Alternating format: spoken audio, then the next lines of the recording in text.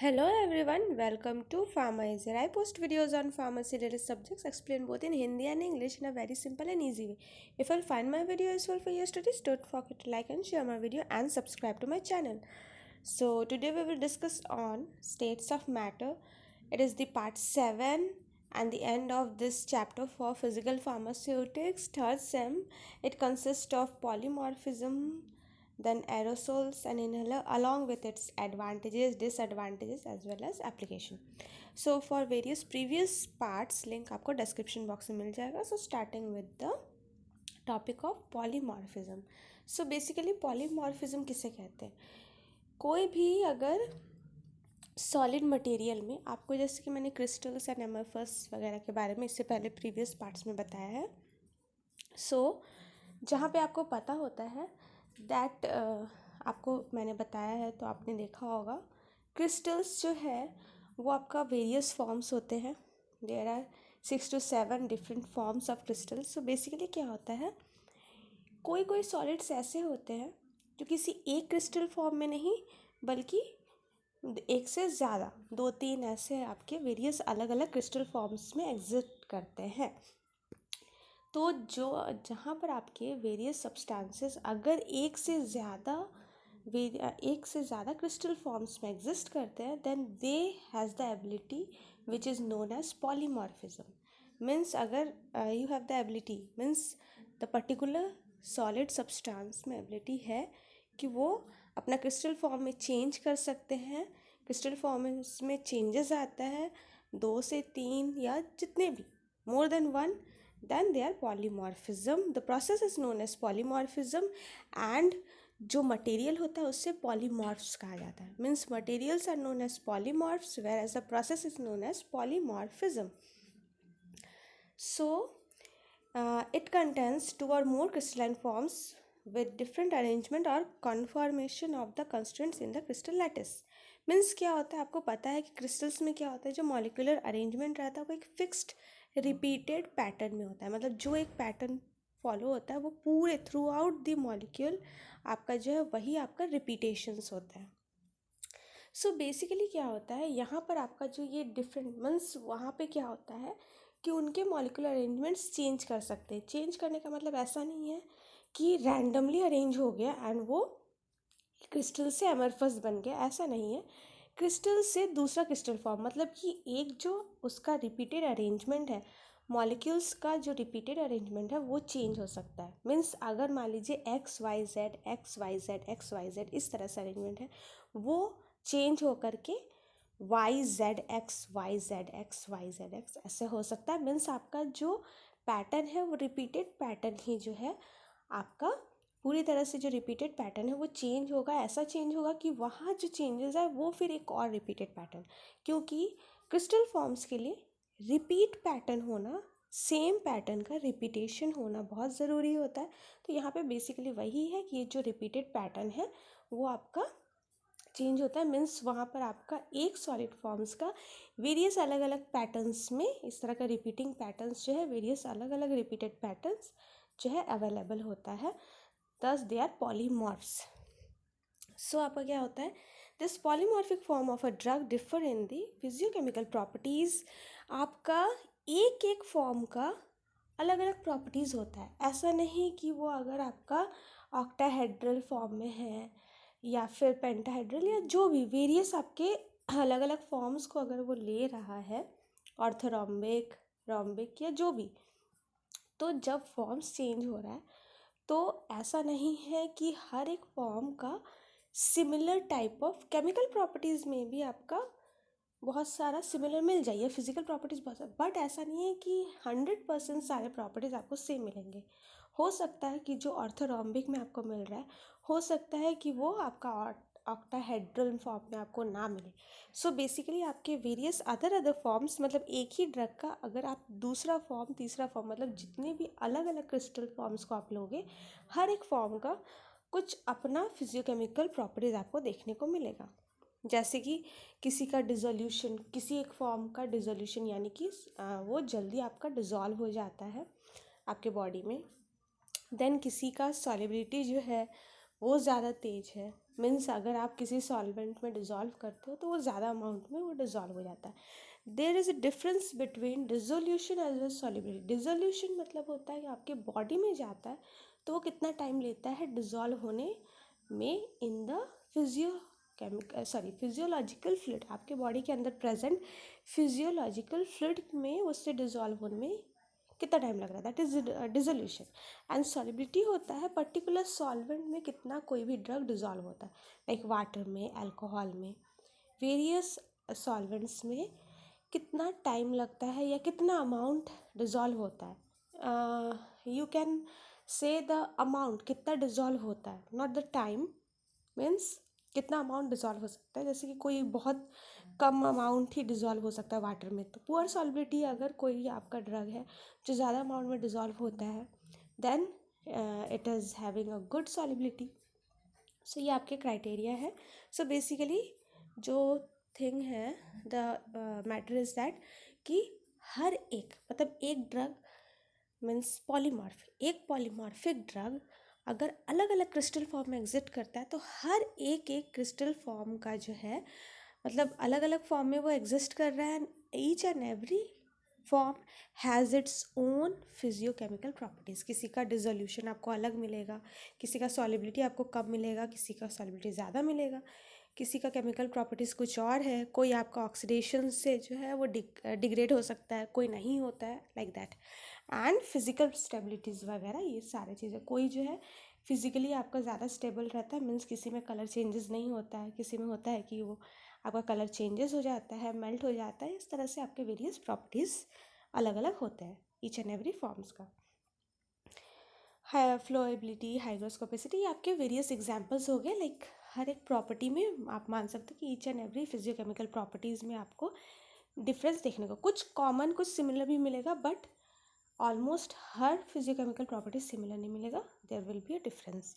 Then this forms also differ in various important drug outcomes like drug efficacy, viability and even toxicity। Means आपका normal physiochemical properties के अलावा यहाँ पर आपका efficacy, that is आपका जो इफ़ेक्ट होता है, दैट इज़ वो आपके बॉडी में जाने के बाद किस तरह से इफ़ेक्टिव होता है, वो आपके बॉडी में कौन सा फॉर्म, कोई फॉर्म ऐसा होता है that can give much effect, कुछ ऐसे फॉर्म्स होते हैं जो आपका लेस इफेक्ट देता है, तो उनका जो हमारे बॉडी में इफेक्ट होता है वो भी डिफ़र करता है। Then bioavailability, bioavailability का मतलब मैंने पहले भी बहुत सारे वीडियोज़ में बताया है।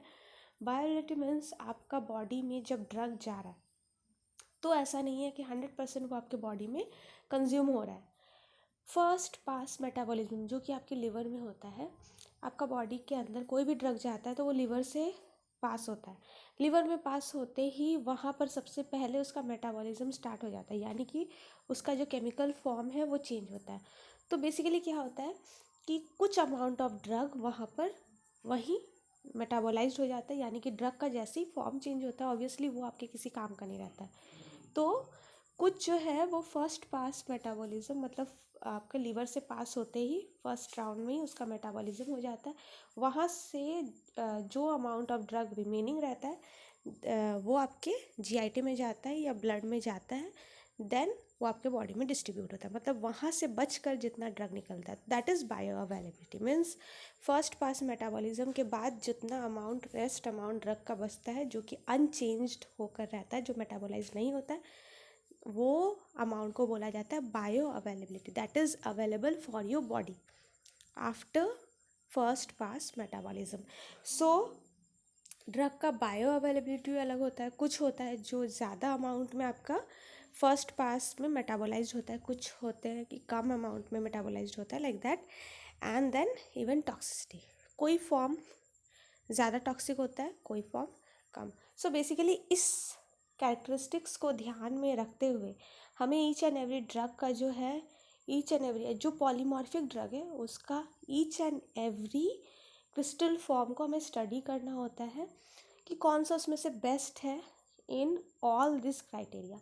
मीन वाइज हमें लेना होता है कि हर क्राइटेरिया वाइज कौन सा फॉर्म बेस्ट है। जनरली हम ड्रग को उसी क्रिस्टल फॉर्म में कन्वर्ट करते हैं एंड उसी क्रिस्टल फॉर्म में हम उसे कंज्यूमिंग के लिए बनाते हैं। सो उसका क्रिस्टल फॉर्म जो है it is a very important parameter in case of consuming such type of drug, polymorphic drugs. Next moving to आपका aerosols and inhalers. So aerosol and inhaler, it is also included in your states of matter chapter. Basically aerosol आपने simple pharmaceutics में ज़्यादा details में पढ़ा होगा. So basically aerosol आपका क्या है? एरोसोल एक तरह से कहा जाता है एक तरह का सस्पेंशन, बाईफेजिक डोजेस फॉर्म में ही आता है. वाई?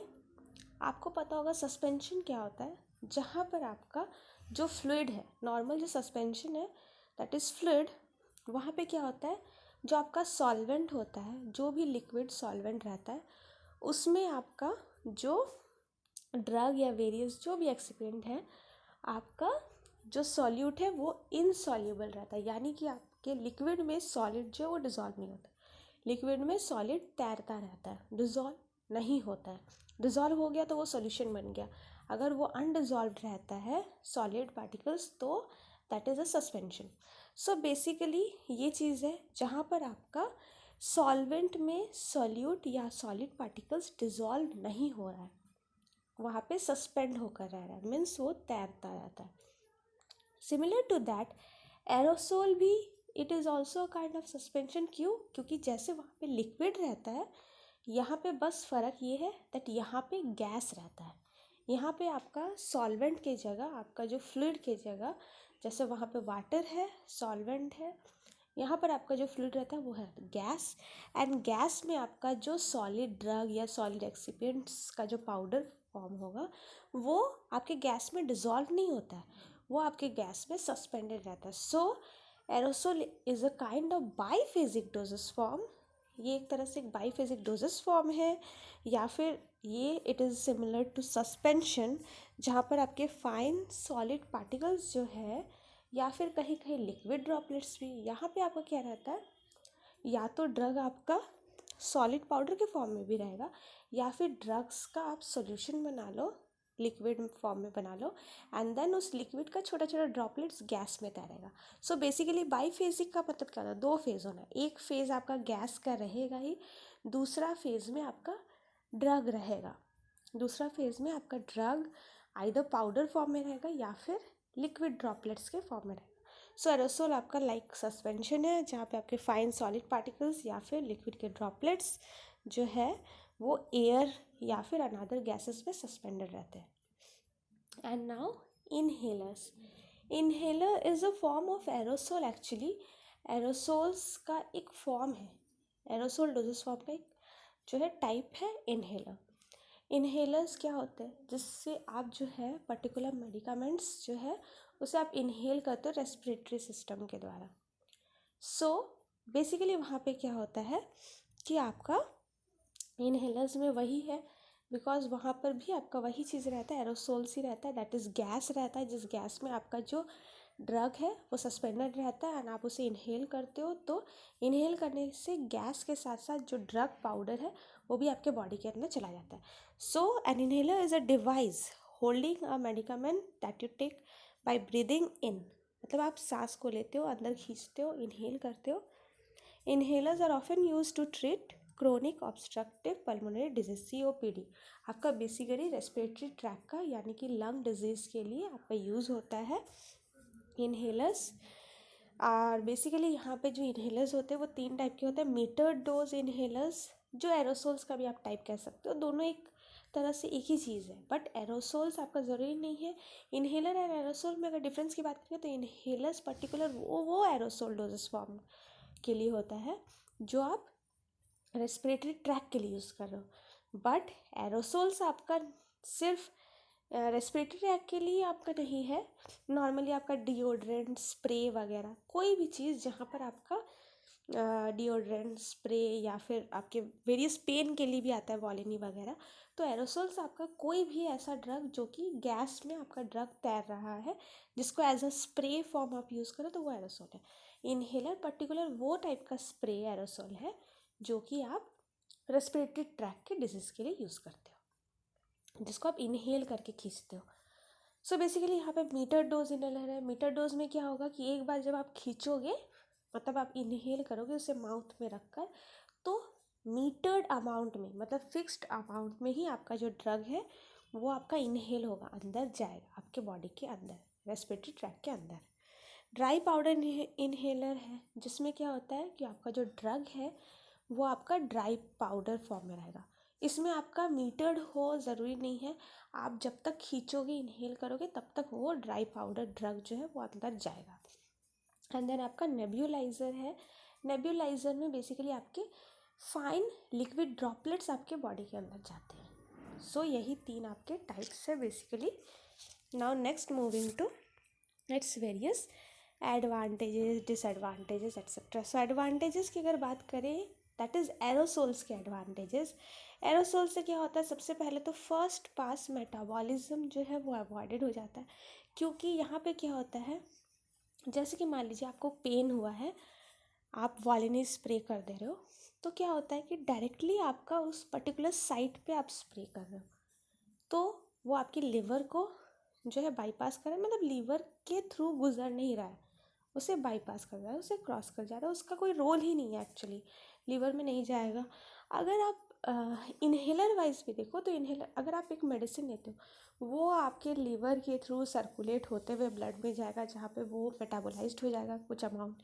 बट वही अगर आप उसे थ्रू ये लेते हो, दैट इज़ इन्हेलर के फॉर्म में, अगर मान लीजिए कि आप ड्रग को लेते हो, तो इससे आपका क्या होगा कि इससे आपका ड्रग जो है, सो बेसिकली आपका जो है डायरेक्टली ये में चला जाएगा, दैट इज आपका ड्रग जो है दैट वो आपके बॉडी के अंदर चला जाता है, रेस्पिरेटरी ट्रैक में चला जाता है। सो आपका क्या होगा, इन दैट केस आपका फर्स्ट पास मेटाबॉलिज्म से वो प्रोटेक्टेड हो जाता है। So that is the first thing. आप डायरेक्ट जैसे इनहेल करते हो तो वो आपके सीधे रेस्पिरेटरी ट्रैक में जाता है, वो आपका ओरल डोजेस फॉर्म की तरह ब्लड में सर्कुलेट नहीं होता, तो ये एक चीज़ आपका है। देन सेकेंड है कि deliver uniform doses form.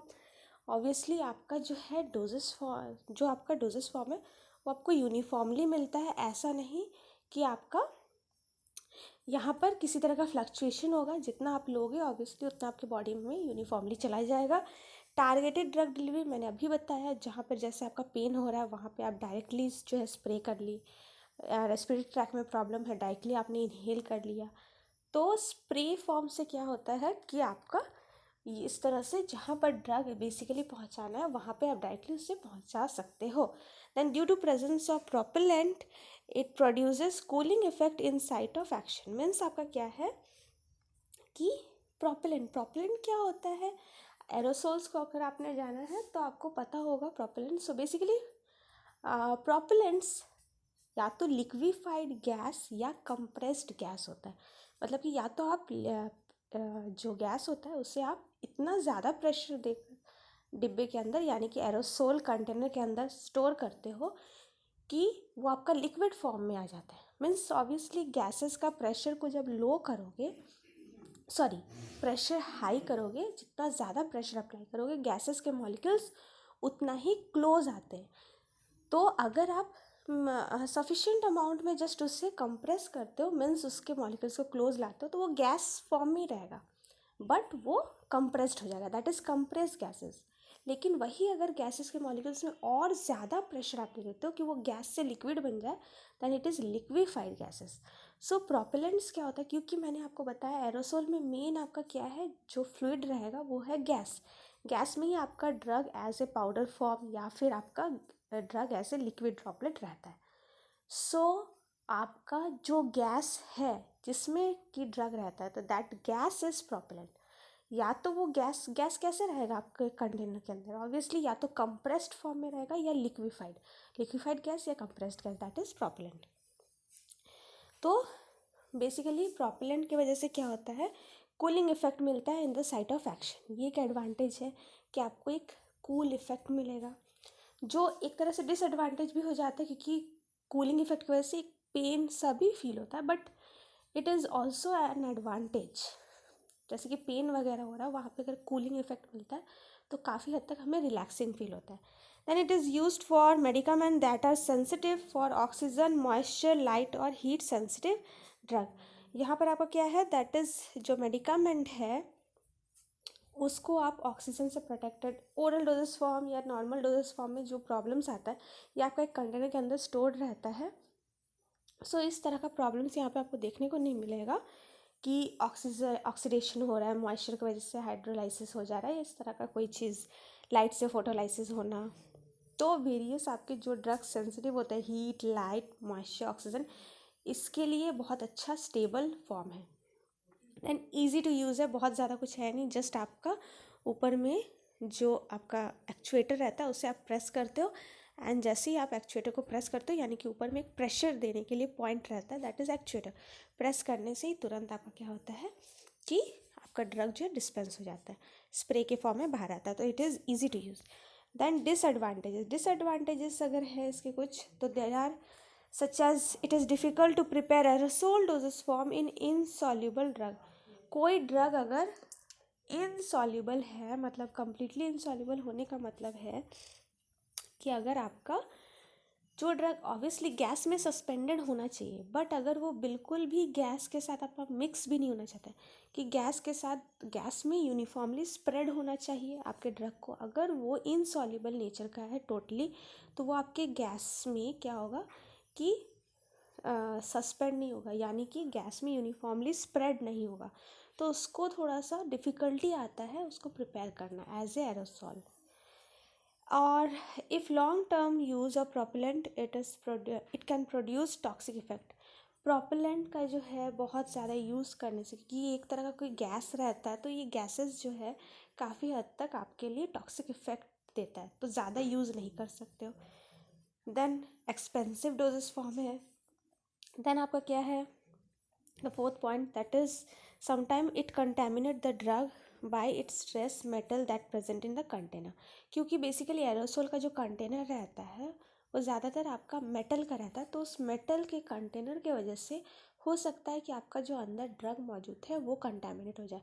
There is one more point, that is जो कंप्रेस्ड गैस रहता है, कार्बन डाइऑक्साइड वगैरह रहता है। तो बेसिकली कभी कभी ऐसा होता है कि जो गैस, जो प्रोपेलेंट गैस है, कभी कभी वो खुद भी आपका ड्रग के साथ रिएक्ट कर जाता है। So there is one more disadvantage, that sometimes there are chances that the propellant gas reacts with the drug के साथ रिएक्ट हो जाता है, जिसकी वजह से हो सकता है कि उस वजह से भी आपका the drug can get contaminated due to the propellant.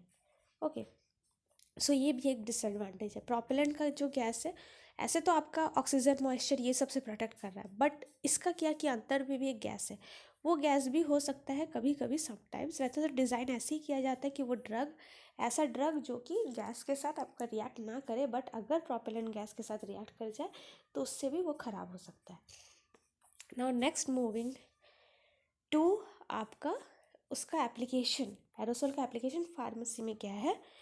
So before that, today's IQ facts. So do you all know a human brain weighs about 3 pound, of which 73% is of water. It's about 2% of the total body weight. जी हाँ, हमारा जो human brain है वो approx 3 pound का होता है, and ये जो 3 पाउंड है, ये 3 पाउंड हमारे टोटल बॉडी का 2% के जितना लगभग उसका वज़न, मतलब आपका पूरा बॉडी का जितना वज़न है उसका 2% लगभग वज़न आपके ब्रेन का होता है। एंड ब्रेन में आपका 73% पानी रहता है, रेस्ट आपका जो है 27%, दैट इज़ आपका cell and all other things. Okay, so आपका 73% ब्रेन का पोर्शन जो है वो आपका वाटर होता है। सो नाउ आपका application of aerosol in pharmacy. वैसे तो एरोसोल्स जो है आपका स्प्रे, पेंट्स, डिओड्रेंट्स एट्सेट्रा, जो आपका देन आपका जो फोम्स वाले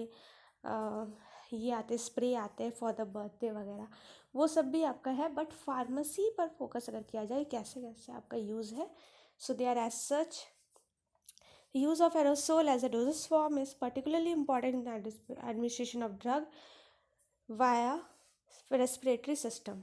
जो मैंने इनहेलर्स के बारे में बताया, सबसे ज़्यादा तो उसका इम्पॉर्टेंस है रेस्पिरेटरी सिस्टम में आपका स्प्रे करने के लिए, यानी कि रेस्पिरेटरी सिस्टम के द्वारा जो आप इनहेल करते हो, जिससे क्या होता है आपका जो ड्रग है वो स्प्रे होता है टू द, मतलब आपका ड्रग जो है वो डायरेक्टली स्प्रे के फॉर्म में आपके रेस्पिरेटरी ट्रैक में जाता है, तो वहाँ सबसे पहला रोल है इसका। Then in addition to local effect, Systemic effect may be obtained if the drug is absorbed into the bloodstream from the lungs. So basically आपका क्या होता है, कभी कभी लोकल, ऐसे तो आपका लोकल इफेक्ट ये देता है, जैसे कि आपको पेन हो रहा है तो आप वॉलिनी स्प्रे जैसे आता है, मूव का स्प्रे आता है, तो इस फॉर्म में तो आप दे सकते हो जो लोकल इफेक्ट, या कहीं पर आपको एलर्जीज, या अगर एंटी माइक्रोबियल ड्रग है या एंटीसेप्टिक ड्रग्स वगैरह है तो वो सब के लिए भी अगर एरोसोल फॉर्म लेते हो आप, स्प्रे कर दिए एंड देन वो अपना एंटीसेप्टिक प्रॉपर्टीज़ या अपना एंटी माइक्रोबियल एक्शन स्टार्ट करता है इन्फेक्शन क्योर करने में। ये सब तो लोकल इफेक्ट हो गया, बट इसके अलावा सिस्टमिक इफेक्ट भी देता है।